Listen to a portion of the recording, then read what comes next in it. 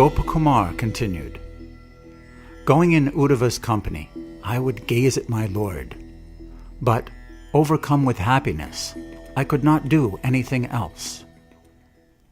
Sanatana Goswami explains that Gopakumar was so overwhelmed that he was not able to serve the Lord. Living there and attaining the Lord's abundant, wonderful, eternal mercy, I was flooded with bliss.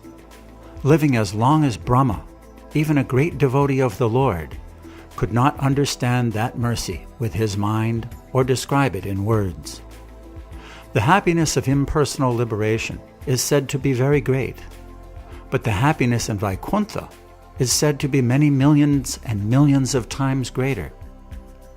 Still greater is the happiness in Ayodhya, and greater than this is the happiness in Dwarka.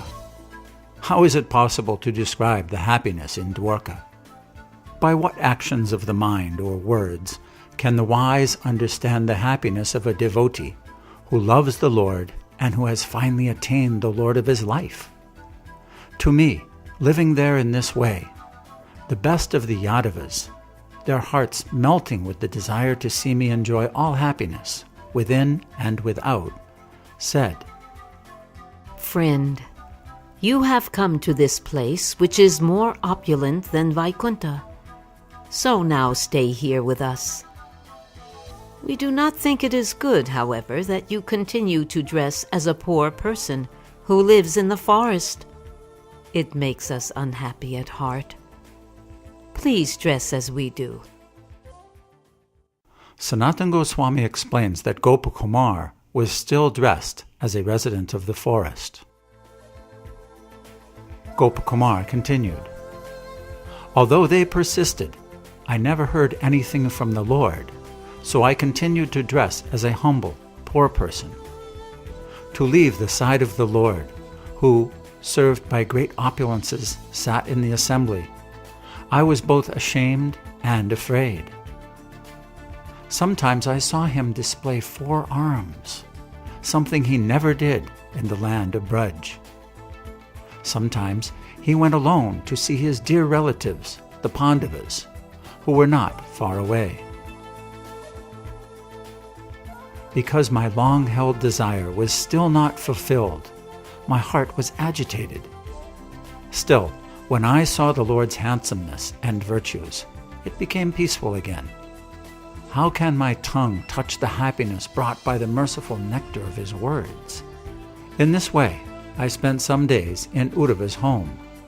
If I was unhappy, I concealed it.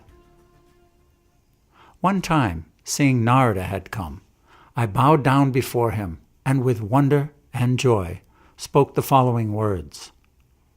O King of sages, O greatest of the Lord's associates, I see you like this in Swargaloka and the other material planets, in Vaikuntha-loka, and now here also. This fills me with great wonder and curiosity." Sanatana Goswami explains that the words, "like this," mean that in each of these places, Narada manifested the same form of a sage playing his veena. His form never changed. Sri Narada answered, "You are eternally a playful cowherd boy.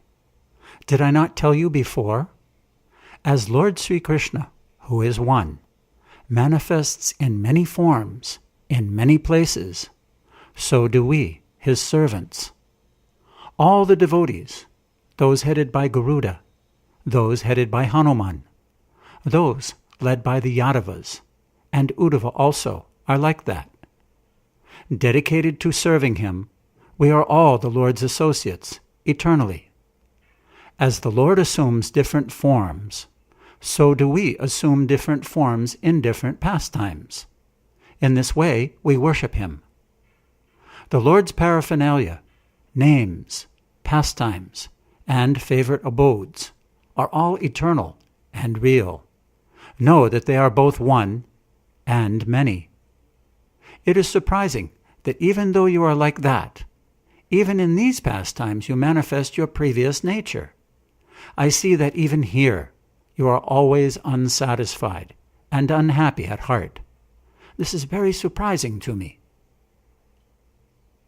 Sanatana Goswami explains that the phrase previous nature means the nature of a cowherd boy, and the phrase also like that means you also have a spiritual form of eternity, knowledge, and bliss as we do.